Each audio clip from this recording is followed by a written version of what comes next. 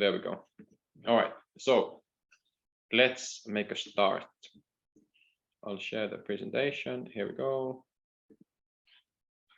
And there we are. All right, so hopefully, yeah, everything should be fine. Decent work through automation in hospitality. That's the topic for the next, I don't know, 55 minutes or so. So let's get to it. Like I said, or like Pirkko introduced, I'm a senior lecturer here at HAAGA-HELIA. I did my PhD at the University of Surrey, and since then, and continuing to this day, I've tried to understand how this idea of intelligent automation. So when I say intelligent automation, I tend to talk about two technologies in particular, service robots and artificial intelligence. How do those shape the way people work in hospitality and tourism?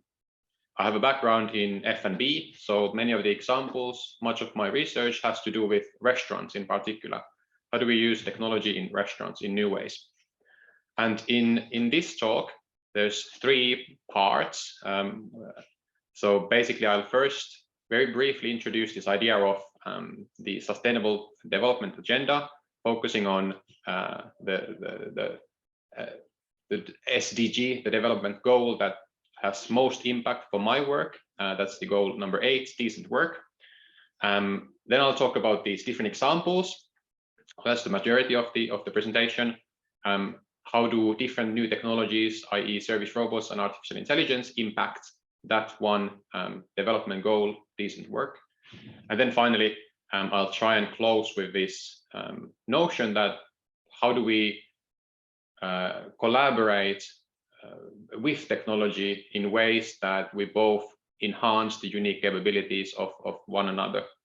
In the IT literature, there's this idea of keeping humans in the loop. So how do we keep humans in the loop when technology grows more and more powerful? All right, so part 1, decent work in tourism and hospitality. So this is kind of the framework on which I try and build most of my own research. So this is, of course, I'm sure people are familiar with this, the UN, United Nations Sustainable Development Agenda. This is the current development agenda, the SDG list, as it's often referred to. This is a continuation of other work by UN, mainly the Millennium Development Agenda that was established in 2000. It's trying to do a lot of different things across all sorts of context areas. I've tried to highlight some of the things from the original Millennium Development Goals listed here that have the most relevance to hospitality and tourism as I see it. So things like promoting gender equality, empowering women, ensuring environmental sustainability, and developing global partnerships for development. But based on all of these, in 2015, the United Nations came up with the new or the current Sustainable Agenda 2030. And this was extended into 17 SDGs, Sustainable Development Goals, which are now shown on the slide. And out of these 17, so you see there's many of the similar topics that were in the bullet points, but then there's some added features specifically for environmental sustainability. It's been defined more clearly. You have the climate action, life on land, life below water. It's basically the same bullet point, but split into more specific goals. Now, my work or the research that I've done has to do with the goal that's highlighted, the development goal that pertains to decent work and economic growth. How do we make workplaces and employment as decent or fair, transparent? There's a lot of different words for decency as possible. And specifically, how do we use technology as a vehicle for that? Now, the SDG, the development goal, or the Sustainable Development Agenda 2030 is a huge deal, and I don't claim to be an expert on it, but there are some great experts, and I've tried to highlight a couple of papers which you could use in teaching if this is something that you teach in your courses. But so the actual development goal that has to do with my research and the topic of today's talk. So decent work, the 8th SDG. Now, decent work in the context of tourism and hospitality, as seen by a pretty famous labor scholar Tom Bohm, has to do with, again, gender equality, but also remuneration, how much people are paid for their work, health and safety, social and income security, freedom of association, so things like labor unions, and then things like inclusion, non-discrimination, the absence of child labor, things like this. Again, I've tried to highlight the things that I've seen as most impactful in the context of hospitality and tourism, and in the light of my own research. So things that have to do with remuneration, how much people are paid, health and safety, so what the work environment is like, and does it support longevity and like retention? How do we make people want to stay in hospitality effectively? And then these other things like unionization and other forms of security, like, for example, social security. As a case study, why is it important? Well, for example, chefs working in high throughput restaurants like fast food are under pretty heavy physical and mental strain from working with some pretty heavy machinery, say ovens or different types of fryers or grills. There's a lot of like occupational hazards that can take place, from slips to burns to lifting things, different types of trays the wrong way, and that resulting in back injury.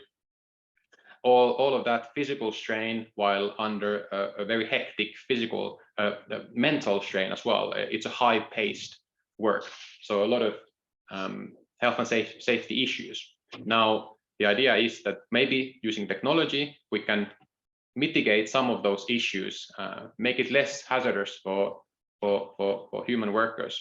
And there's this idea that technology, specifically automation technology, is often used to take care of dirty, dull, or dangerous tasks that people find dirty, dull, or dangerous. There's a lot of those in a fast food kitchen, but in other hospitality and tourism contexts as well. All right, so let's talk about the actual main course for this presentation. So different examples of robotics in F&B. Again, I'll very quickly define these technologies and then try and place them in the context of hospitality and tourism, and then we'll talk about examples. So the first technology that I see as one driver of intelligent automation is, of course, artificial intelligence. Now, AI has been researched for the past 100 years or so, more intensively sometimes, and at times less intensively. There's these things called AI winters in AI research, where at times the research kind of intensifies, and then at others, funding specifically dries up, and the area becomes less kind of intensely researched. Right now, we're going through a very heavy kind of AI summer, I would say. There's a lot of interest and funding on AI research, which is, of course, somewhat due to some of the technologies and techniques being now applicable that were in past only theoretically applicable. So we have more computing power, we have higher bandwidth internet connections, we have better sensors that we can equip different types of robots with. So we have more kind of compute, more power, more data as well, that makes these techniques that many of which have been developed decades ago more feasible than ever.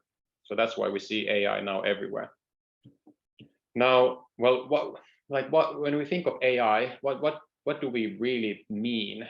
And in recent years, or this current AI summer, what it meant is it's meant the processing of different types of human-made signals, whether that's images or speech or text in a different language, and changing that to another language, or making simple decisions like mail filtering. Is this junk mail or not? Should this person who's applying for a loan at our bank be given a loan or not? Or should we hire this person or not? Making these sort of binary decisions. That's really this sort of narrow AI that we've seen in traditional AI research.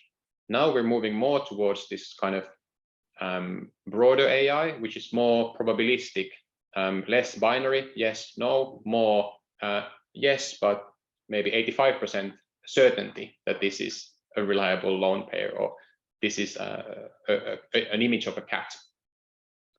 We don't have to go very deep into that, but basically the processing of different types of human signals, pictures, images, text, video, audio, different languages. That's the application area of AI right now.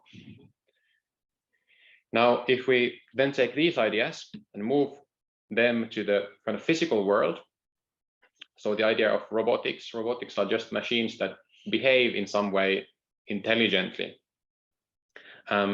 In the picture there, I've tried to illustrate one of the world's first robots. It's an industrial robot meant for making car parts. We, of course, still have those types of robots. And if you go to a Tesla car factory, there's a lot of different robots there.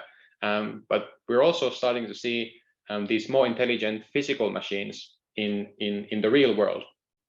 So different types of service robots, smaller, nimbler, safer robots. And that's precisely because of AI, because of the ability of machines to process human signals, to understand what's going on without and kind of making decisions based on it. It's really important if you want to, for example, have a self-driving car, for the car to understand how far the next car is in front of it, how far the car behind it is, are there any cars on the lanes on each side, or is it safe to change lanes? So basically we're getting to the point where we can equip physical machines with better ability to make sense of the world. So that's the convergence of the software, meaning artificial intelligence, and the hardware, meaning different types of robots. Now, how do we apply these?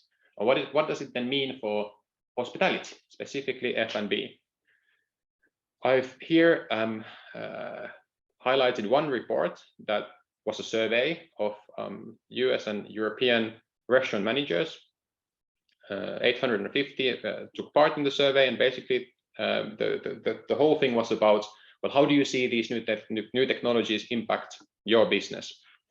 And this was done last year, so during Corona. It's good to note that COVID-19 has definitely boosted these kind of statistics. But basically, a lot of the owners and managers in F&B saw that technology has been critical to operating during COVID-19, and it will stay as important going to the next new normal. So there's a lot of interest in the kind of sector for applying new technologies, and we'll talk about the reasons why. But of course, one of the reasons is that COVID-19 forced us to adopt a more less maybe high touch, more touchless, you could say, service environment, where it's less about face-to-face contact, but more about trying to, serve or give self-service, for example, to eliminate the number of people you come into contact with. All right, so market research showing interest from the industry. Now, from kind of what does the theoretical literature then say about this? There's two models here. I'll show very briefly. So we've talked about making sense of the world through software or physical robots, and then industry interest. Now, this is one kind of a framework from management scholars that have tried to map out, well, what kind of tasks and do we have in services, and then what kind of sort of mental processing here, intelligence do we need for making that task automated? And they have this 4 kind of part hierarchy, where you move from mechanical tasks that require mechanical intelligence to analytical, intuitive, and then finally empathetic. So high touch, personalized service being the most difficult to automate. Now, this is a backdrop to this other theory. So this is a related theory, but this time from computer science, or computer science and economics. So, okay, we have these different types of things in service, some tasks that require, that are more mechanical, like a cashier at a quick service restaurant, everyone having more or less the same. You have a very set menu, and most of the customers ordering something from the very well-defined menu. There's a lot of you can very easily predict that, okay, 90% of my customers today will order a Big Mac, and 75% of them will also order fries, etc. So from those sort of transactional, very mechanical tasks to more empathetic, like somebody having a complaint and me then having to deal with that complaint. That's very contextual. I have to understand, empathize with the customer, trying to step into their shoes and get to the problem and try and make some creative solution. That's a very different type of task. Okay, so there's this different types of tasks in services. Now, how do we then automate them? And a lot of this has to do with how well we can define the tasks. So what are we actually talking about? And then how well we can predict and have some sort of data that leads to that prediction. For physical tasks, also, it's to do with dexterity, like how dexterous the task we're trying to automate is. But all of this, both of these theory, these lead to it's important background for the stuff that I've done and the studies that I'll talk about and the examples I'll show.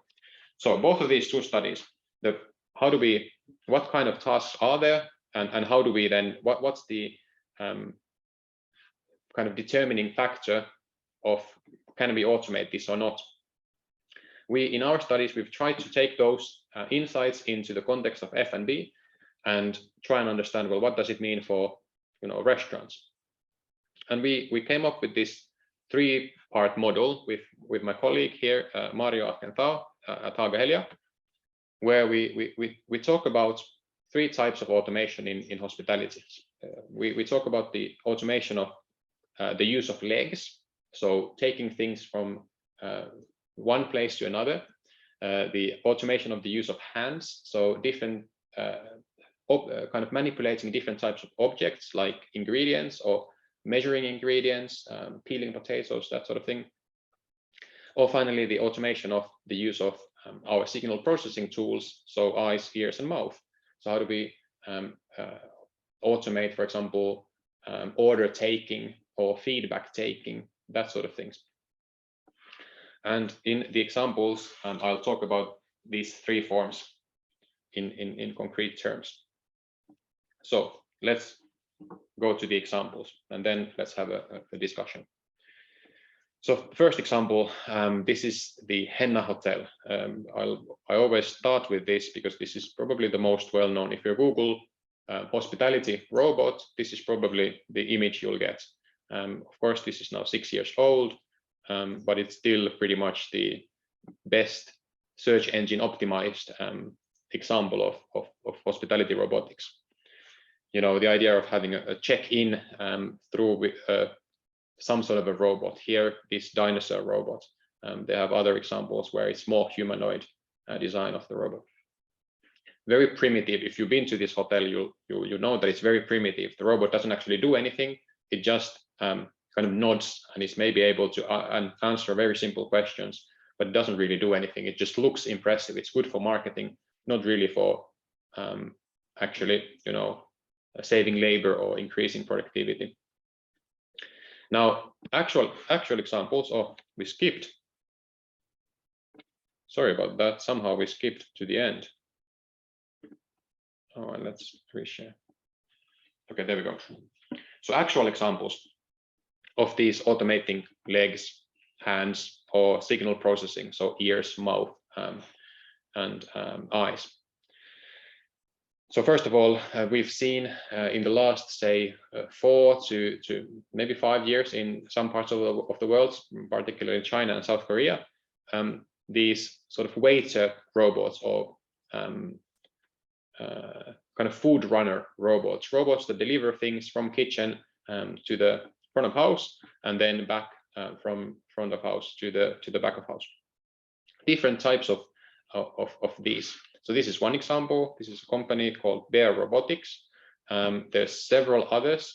So the first one, the Penny or Servi, that's the same company again, Bear Robotics. Their next version, there's Relay Robotics that has a different type of design. There's Mate3D in Asia that again has a different type. But all of these have a similar goal, automating the kind of walking between kitchen and front of house. Here's one example of how this would look like in a branded restaurant. So this is a company called Voodoo Robots in a Dunkin' Donut, a global brand. This is one of the franchise locations in Thailand. And how would it work? So basically, you go and order at the cashier, and then you go to your table. You get a table number, and the robot simply brings the order to your table. You don't have to go to the counter and pick it up, or nobody has to bring it to you. The robot does the delivery. Now, many examples like this already exist. Besides automating the movement within a confined space, i.e. your restaurant, there's also a great interest in automating movement from A to B, from one place to another, outside in the natural environment, the outdoor. So here's one example, a company called Starship that recently started piloting here in Finland as well. It's made headlines in many different funny ways. But just before entering Finland, they started in the UK some 6 or 7 years ago. They've piloted in the States, and especially it's been very lucrative in these university campus areas where you have a relatively confined space. You have the university teaching buildings and then residential buildings, and there's not a lot of kind of car traffic in the area. It's mainly walking or cycling. So easy place to trial these, and a lot of people willing to try technology in one space. Many university campuses have thousands or tens of thousands of students staying on campus. So they've tried deliveries like this, and here are just some numbers from one university campus a couple of years ago. So they have a fleet of 60 robots like this that you see in the picture. They do between 700 and 1,000 deliveries per day from locations like Panera Bread, Starbucks, or Blaze Pizzeria. But now, as technology develops, so as these robots' ability to make sense of the world gets better, we're seeing this move from just confined university campuses to more suburbs as well, where it's less predictable, less confined, and finally to the city centers, where it's the most hectic, the most difficult to automate. There's other examples, other companies. There's Nuro. Nuro just did a big collaboration with, it wasn't with Uber Eats, no, it was, yeah, with Uber Eats in the States for bigger orders. So you can load in from one restaurant many different orders to this kind of main hub, and then have delivery personnel do the last mile delivery. So have this drive to a parking lot nearby, a lot of residential buildings, and then have somebody do the last delivery.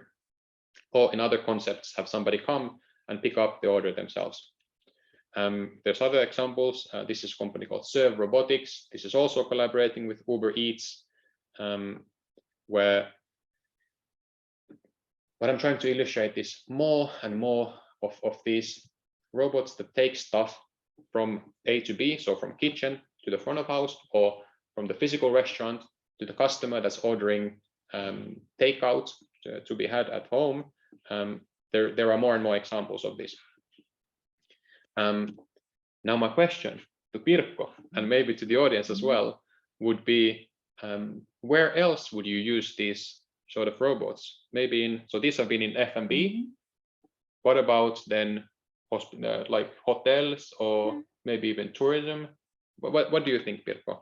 Well, I think that at least in the hotels, you could maybe get a change of the pillow or more, well, in the hotel room now to replace the room service. So that's again, or housekeeping. So that could be one option, but let's ask the audience. Definitely. Do they have Lisa or Jan? Any ideas from the audience? Well, I think we could use it maybe in the housekeeping department, as it's a very physical one, with many mechanical tasks and repetitive ones. For example, bringing the linen from one place to another. And with that being automated, it could be very useful, and I think it's rather easy to process. Definitely, yeah, good point. It's so for these. So the difficulty with hotels is that it's a restaurant is often in one kind of space. There isn't a hotel like the hotel at Tripla has something like 15 floors. So hotels often have multiple floors of rooms. So what then is the difficulty with bringing stuff from the front of house, so the reception, to or the hotel restaurant, which is often at the bottom of the hotel, to somebody who's staying at the 27th floor, is that you have to use an elevator. And there's been some, if you read into this, there's been some interesting different case studies on how do you make the elevator work as best as possible with robots. So for example, should it prioritize the robot if you have a customer and a robot which is delivering hot food from the restaurant waiting for the robot? Who should get the elevator first? Or there's been interesting research studies with Kone, one of the Finnish elevator makers here, one of the market leaders really, with how quickly the elevator doors should close, because it's a different speed you need to have the doors close if it's for a human than if it's for a robot. How and slow? Also the eye might be on a different level there at the door, so how it recognizes the robot. Exactly. So there's interesting, so hotel brings interesting layers to this navigation between one place to another, just because of the way the building is set out. But very good examples of definitely for housekeeping and bringing stuff from the front desk to people's rooms. You could use this. All right, I'll go back to the presentation and give some more examples, and then we'll chat for a bit more. So besides bringing stuff from one place to another, from A to B, I talked about the automation of the use of hands. So in kind of computer science or robotics, they call this object manipulation. There are different examples of this as well. So I'll go through some. So this is one company called Maker Shaker. That is basically, it's a robot arm by the manufacturer ABB. And what it's doing is you see these spirit bottles mounted on the ceiling. And when customer makes an order, it just measures stuff from the bottles in the ceiling, and then it can do like basic cocktail preparation techniques like stirring or shaking to prepare the final drink. It allows for a lot of customization because you can show customers the whole list of ingredients that the bar has, and you can then let the customer build their own product, kind of decide, okay, I want this liquor and then that, and I want them in this order, and maybe I want to have these two first and then have it shaken with ice, and then only then have this last one added. So it's more the way this is working, it gives more control to the customer as to what to order. Of course, there are issues, and we can talk about those, like how do you make sure that you're not over serving somebody. But one example already out there, Maker Shaker. many others in different contexts. So there's a company called Cafe X that does this in the context of specialty coffee. So you can choose which coffee beans you'd like to have grounded for your coffee, and kind of what milk you'd like. Again, customization. Or a company called Blended does this for smoothies. Same thing, you can decide what you'd like and in what portion relative to other ingredients in your smoothie, how thin or thick you'd like it, for example, to be. There are examples of this in the kitchen, so not just customer facing, so kitchen robots or robot arms like Flippy that works the grill, or here the fryer station. You have different, so one approach of this is to have the robot arm just mounted in the kitchen. Other is to have the robot arm hanging from the ceiling. And then a third option is to have the robot arm in a confined space, kind of like a vending machine, but more something happens kind of on demand rather than in a traditional vending machine. You have products that have a long shelf life that can be there for months or at least weeks. What this then, and then of course that kind of limits what you can have in a vending machine. Yeah, not something fresh. What this technology allows is you can have more intelligent vending machines where you can decide on demand when you'd like to mix something together, like say put tomato sauce on a pizza, or because as soon as you put the two ingredients together, they start kind of chemically interacting with each other. So you don't want to do it 1 week in advance if you want to make the freshest possible product. You want to do it when the customer actually orders it. So there's examples of this in the pizza space. There's a company called Picnic Pizza Robot doing this. There's another pizza robot called Piestro, which I think operates actually in France. Piestro. There's a coffee machine robot that's confined by the Costa Coffee brand called Brigo. So different types of object manipulation, putting things together, or cooking things, kind of lifting things up and down, things like that, or measuring things very precisely in different contexts in the kitchen. Now, again, my question would be to you, Pirkko, and maybe to the audience as well. Where would you use these sort of robots that somehow do something with their hands, but not really their hands? Well, if I don't want a frozen pizza, for instance, that would be one case. I get late home from work and I don't feel like cooking myself, and then I go by and pick up a fresh pizza, for instance. So that would be one idea that came to my mind. I think that's very good, because pizza it's an interesting product, because it's one of those things that it's to get a good pizza dough, you need to have it hand stretched, exactly. And you really want to do that on demand, not a week in advance, but just before you put it in the pizza oven. So a lot of these robots are to do with pizza. What about the audience? Any ideas of where would you use a robot that somehow is using its arms or hands? I don't know, but maybe like for cleaning the streets, because there is a lot of pollution. So maybe like a robot who can pick up trash, for example. Yeah, definitely. Yeah. Very good, very good. There are examples of that as well.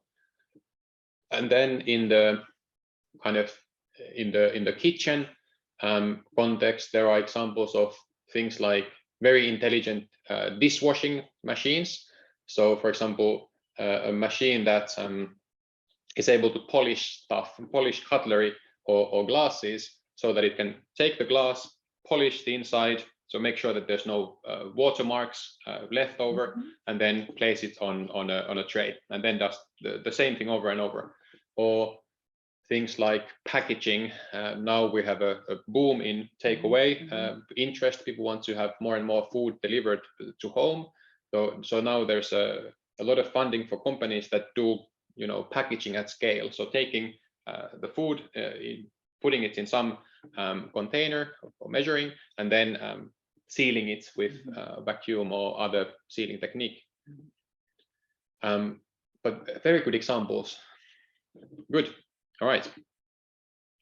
So let's move on to the last style of automation. So we've talked about the automation of the use of legs, you know, walking, or the automation of the use of hands, you know, manipulating things with our hands. Now let's finally talk about the automation of the signal processing. So this is more kind of software-based automation rather than a physical robot. So automating the use of ears, mouth, and eyes. So I'll give you some examples. So first of all, drive-through. If you look at companies like McDonald's in specific markets, like in the US, drive-through is actually the biggest source of revenue for McDonald's. It's very big business. In areas that are more remote, people, rather than going to the restaurant to eat in person, or rather than ordering to have the food delivered, they get the food on their drive home, on their commute. So drive-through, massive business. So therefore, a lot of companies are trying to automate or make the drive-through experience as efficient as possible. And there's a couple different ways that in recent years we've seen this happen. So one is this automated license plate recognition. So if you're paying, you have a membership card and you've agreed to have the feature enabled at McDonald's is one of their rivals, White Castle. You can have the system, as you drive to the drive-through lane, recognize that, okay, it's Aarni there coming. I know that it's Aarni. Aarni doesn't have to show his club card anymore. I can already see that, okay, that's Aarni's license plate because I've registered it in my card. So it makes it more seamless. Again, you don't have to ask for the card. It already recognizes that I'm a loyalty member, and maybe I should be getting, you know, platinum level service at White Castle rather than the normal service. Other examples of using signal processing in drive-through are, of course, to do with the processing of the actual order. So not just recognizing who I am, but recognizing what I want to order. So and I think a lot of people, this is maybe the easiest to relate with. I think everyone's used Siri or Google Assistant or Amazon's Alexa. At least they've tried it. So talking to your phone or talking to your smart speaker, this is basically the same thing. Talking to a smart speaker in a drive-through restaurant setting. So more and more companies are trialing things like this. So simple order taking. And the rationale here is that because of the majority of people ordering more or less the same thing, set meal number 1 or set meal number 2, it's easy to process the order because it's so highly predictable. 95% do this, or 90% of do this, also do that. What it doesn't do, or where it doesn't work so well, is for these unique orders. If you want to say, I have an allergy for pickles, I can't take pickles, please like pick them out of my hamburger, that's the system will struggle with. Now for these trials, for example, by McDonald's, they say they had 85% accuracy rate for their orders, and 80% of their orders could be done or taken, processed through the natural language processing system. Other examples are to do with vision. So this is an example of a smart bin, basically to combat food waste. So when you throw stuff to this bin, it's basically a combination of a scale and a smart camera.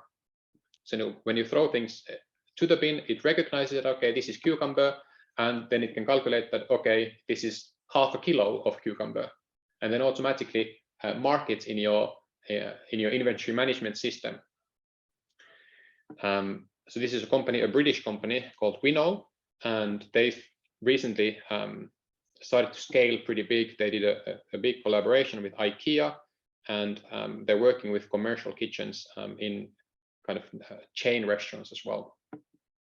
So different forms of signal processing, whether as kind of audio signal or visual signal.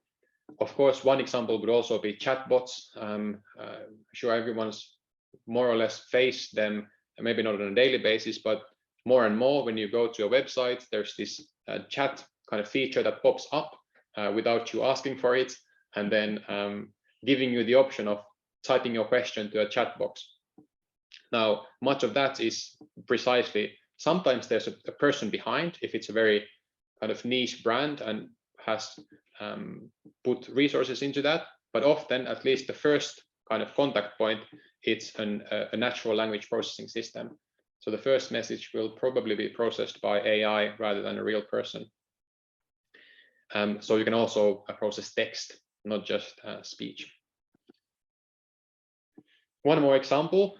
This is because of COVID. We had these or a surge of these sort of facial recognition applications where you can measure the temperature of somebody without actually going to them and measuring them with a thermometer, or you can also measure whether they're wearing a mask or not. And this was a case study in a hotel where they had customers install the app and take a picture of them wearing a mask or not, to track compliance, to track if people were wearing masks as they were required at that stage of COVID-19. So different types of tracking can be applied. So basically, instead of looking at your license plate, it's looking at whether you have a mask on or not. So what it's doing is it's trying to see if it can find your mouth. That's what the system is trying to do. And the assumption is that if you have a mask on, it can't find your mouth. Okay, one final example of this, and this is just I don't know, a general example that I like to give when I talk about signal processing or natural language processing. Domino's, a pizza restaurant chain, I think is great at doing omni-channel and customer experiences. Here on the screenshot, there's 11 different customer touch points through which they apply AI. So for example, Amazon Alexa's smart speakers, you can order Domino's pizza through them. Facebook Messenger, you can order Domino's pizza through them. Google Home smart speaker, again, you can order pizza through them.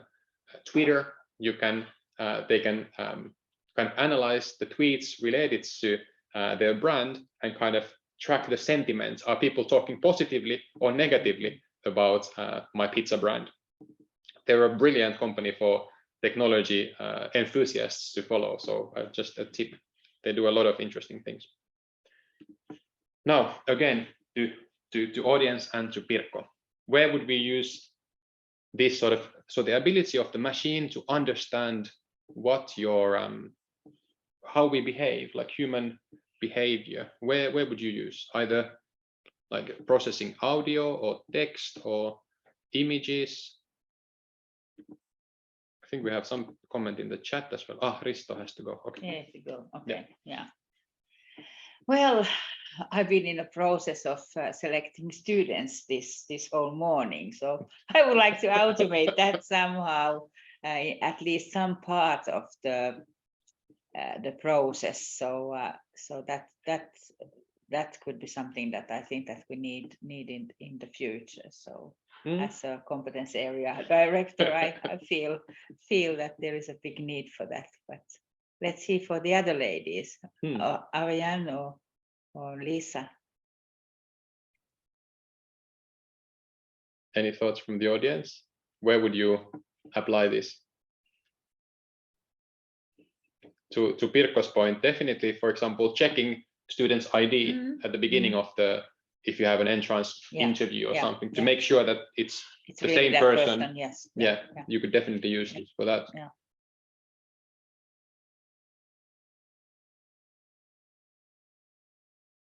Maybe you give one more example yourself. What could be? What could be? It can be a new innovation that we all are. Yeah, I'll try and think. A lot of my research has to do with different types of chatbots and trying to understand how the chatbot is interacting with us, and should it. So if I talk to a chatbot or on WhatsApp or Facebook Messenger or a website, should the chatbot reply using formal language or kind of casual language, using emojis or even different animations? So that sort of thing, like how does it influence the brand, the way you apply these techniques? Another is, of course, to do with privacy. Like legislation wise in Europe, we're quite strict with collecting, identifiable data. For example, taking pictures of my face, there's restrictions on that. But in other parts of the world, there's less restrictions for that. So for example, in China, I know that some universities use a system where there's a camera on top of the ceiling in a classroom to track how much attention people are paying, how engaged they are while I'm giving a lecture. So you could sleeping or not? Are they sleeping or not, or are they giving eye contact, or if the and it doesn't have to just be kind of analyzing their face, but also analyzing things like keystrokes. Are they how engagedly they're taking notes on the keyboard, things like that. But you have to, with these sort of techniques, you have to talk about the privacy as well, at least in the context of Europe, where and it's good. I think it's good that we. It is good. It's like a Maybe we could use it in restaurants when customers come in and they have reservations, and so that the customers tell their name or the name of the reservation, and the robot tells them which table they are they have to go to. Yeah, I think that's a fantastic example. I saw part of my research has been in Japan, and there's a restaurant chain, a sushi restaurant chain that has like maybe you've seen the pepper robot, this white humanoid robot. It has 500 locations, and it uses Pepper as its kind of butler. So the first contact point when you come to the restaurant, you're faced with Pepper, and then Pepper asks, do you want to eat in or take away? And if you want to eat in, where do you want to sit? So it gives you the map of the restaurant and the available tables. And then I think before that, it asks, do you need a table for how many people? I don't think it's had, so having that also recognize if you had a registration or not would definitely be an added value there. Very good example. Thank you. And maybe the robot can suggest another restaurant in the same chain, because if it's like now the upselling point, so that it's always like so sad to be rejected to come to the restaurant. It's always fully booked. But maybe it can start communicating a little bit more, like, why don't you book for next week to this restaurant, or go tonight to our other location. No, that would be very good integration. I think if you want to read up on the Japanese restaurant chain, it's called Hama Sushi. Hama Sushi. Yeah. All right. So we've talked about the decent work and kind of why do we kind of the sustainable development agenda as the framework through which we're trying to bounce these ideas, these examples of technology. And then we've talked about, well, what does it mean to automate tasks in services and in F&B? We need predictability. We need historical data, things like that. And then we've talked about the specifics. So automating movement, automating move of hands or arms, and then automating signal processing. Now, I think the last couple of slides are, well, how do we then combine these two? So I'll very quickly, again, a horrible slide, a lot of difficult concepts here, but it's from one of the studies we recently did. So we tried to understand, well, people, hospitality companies that adopt technologies like this, what's the driver? Like, why do they choose to do this? And we saw there to be kind of 4 different areas. So first of all, the biggest one, labor shortage, not enough people willing to work in hospitality and tourism. So, and of course, there are many reasons for that. In the paper, we try and highlight some of the biggest reasons behind labor shortage, at least in the context of our study. But so not enough people. So you need to serve more customers, make better customer experiences with less people. So technology helps with that. Another was, well, technology just is getting better and better. So there's more use cases that you can benchmark and then be inspired by. And before making your own investments, you can see, okay, that restaurant chain in that country is doing that also. So maybe I can try it as well. And customers are also used to that more. And customers are also, and then customers are also kind of demanding that in some way. So for example, this Siri or Amazon Alexa or Google Assistant, we're getting, we have these devices at home that we can talk to, or in our pockets, if you have an iPhone in your pocket. So it's something that we do anyway, at least we've tried it. So why not in the context of the restaurant business or hospitality business as well?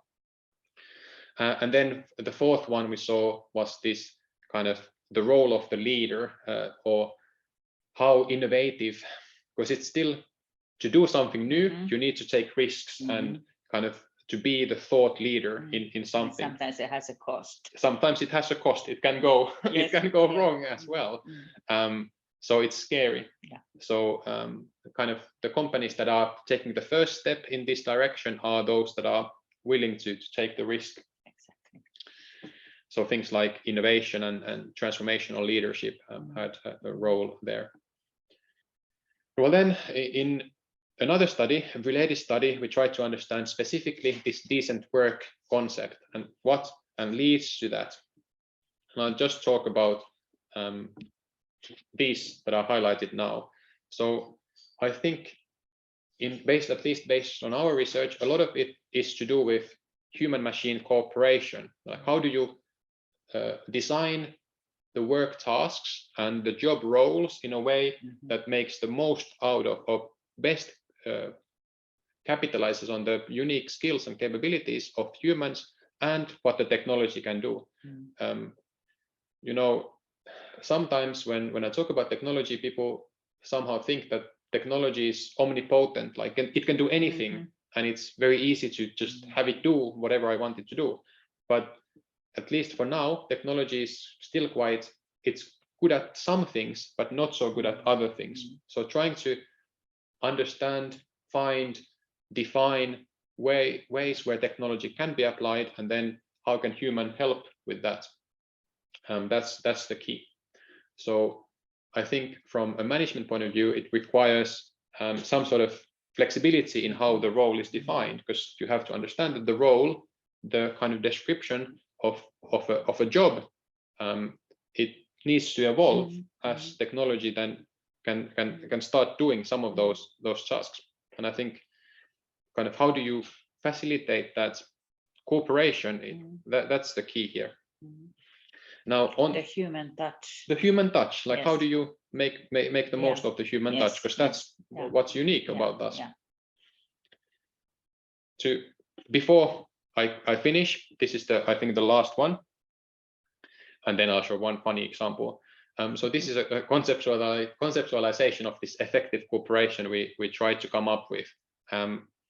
So we in the study we tried to see or define 5 ways through which these technologies can help hospitality, and we saw that it can support employees, it can in some cases substitute them, to replace them, but in very well-defined kind of niche use cases. In the vast majority of things, it's supporting. For the company, it's definitely a point of differentiation. So again, lead innovation, showing that you're the thought leader in this space. Others should benchmark you, not you benchmark them. It's about improving how resources are used. And then finally, it's about upskilling. So like we talked about, changing the job profile. So often we see a move from us doing the physical thing to a machine doing the physical thing, and then the employee kind of supervising the machine. So it requires a different skill set. So we need to, as educators, we need to be able to educate towards that new skill set. Employees don't need to do that much multitasking anymore. Exactly. Yeah. And then to finish with a funny example, here's what AI can do and what humans are better at. So on the left, there's pictures drawn by human of a bicycle. Okay, so we can see that it's not a nicest of bicycles. We're not all artists, but we can all see that, yeah, they all more or less look like bicycles. Yeah, we can see that a bicycle has 2 wheels, some sort of a pedal, handbar, saddle. The features of a bicycle are there. Now, if we give AI, and there's more and more tools like this, where you give a prompt to the AI system, draw me a horse. It can draw you a very beautiful horse, like in the picture here. But if you look closely, you can see that the horse has 5 legs. So it doesn't understand that the concept of a horse means 4 legs. It somehow gets that confused. It thinks that, okay, it's a horse, the more legs, the better. Moves faster. Moves faster, exactly. So this is where you need the human then step in and say, okay, maybe there's 1 leg too many here. And what I'm trying to say here is we both bring some unique capability to the mix. So understanding what the machine can do very well, and understanding what I can do very well, or the employee can do very well, and then putting those together, that's when the magic happens. And have employees together thinking this, so that it's not coming from above, so that it's the whole entity who are thinking about these service interactions. Yeah, exactly. I think we're now running out of time, Yes, as always with my lectures. But if you guys have any final questions, anything you'd like to ask me or Pirkko, I'd be very happy to talk about this for a few minutes. Stefan didn't come here late because of the time zone, so we started this in the Finnish time at 11 o'clock. So it should be now 12 in Finland and 11 there in France, for instance. But if there's any more comments, you can send always Aarni some email. Yeah. And then he will be able to provide you with more information. But thank you so much, Aarni. This was very, very interesting, and thank you for inviting me here as a guest. Thank you for joining. Thank you for Polpu too, also for helping us organize this. Yes, yeah. On the slide there, I'm just giving some of the studies that I talked about. I don't know, I'll probably give you these slides, or you get the recording. But just if you want to, you can't wait to get deeper into these topics, maybe you can take a screenshot and then just Google. Yeah, I'll send the slides to Maxim. Yeah. There's a lot of stuff that's already been done on this. So rather than doing it again, it might be easier to just read what others have done and then think, how can I apply, or how can I build on this? Yeah. Well, thank you very much. It was very interesting, and have a very good day. Yeah, thank you, Lisa. You too. Thank you. Enjoy. We can now stop the recording. Yeah.